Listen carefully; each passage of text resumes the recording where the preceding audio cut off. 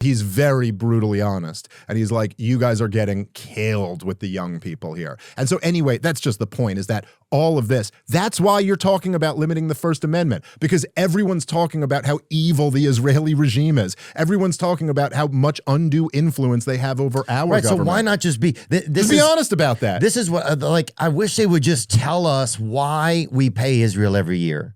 Right? There's a whole bunch of people who really do hate our guts over that. And but regular humans like us, regular American people, are the ones that suffer because we're the ones out on the street that are walking somewhere. If there's a mass shooting, like these rich people, these fancy, or like these elites, they never deal with anything like that. Like they're all have security and are protected. It's like it's the everyday person out on the street who's got to worry about some psychos, going off. Well, that's the whole thing, dude. Too, about the nature of our decadent elites. That's so infuriating. And there's so many examples like this, right? Where like even during COVID, if you could think about like how much they're lecturing everybody else for not wearing a mask, but then you see Gavin Newsom or you see Nancy Pelosi, she ain't wearing a mask. But it's people who, they live in gated communities, but they call you a racist if you believe in a strong border. They got armed security, but they believe in gun control for you. They destroy public schools, but they send their kids to fancy private schools. So they don't got, it's like they don't got to suffer any of the ramifications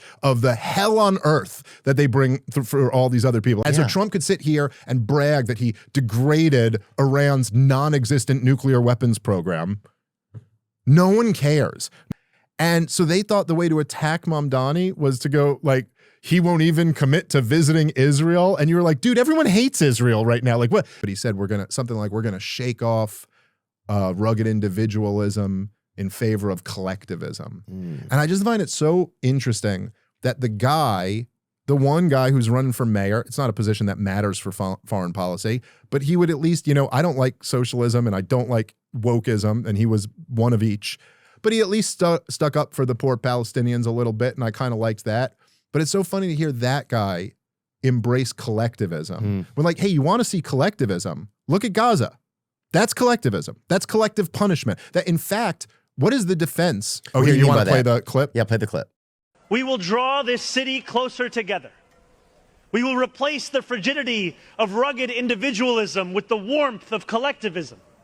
If our campaign demonstrated that the people of New York yearn for solidarity, then let this government foster it. And so collectivism is like saying, oh, you're collectively responsible. No, you guys, as a you guys started this war. You go, that's just what bigotry is, man. That's just blaming everybody for the sins of one group.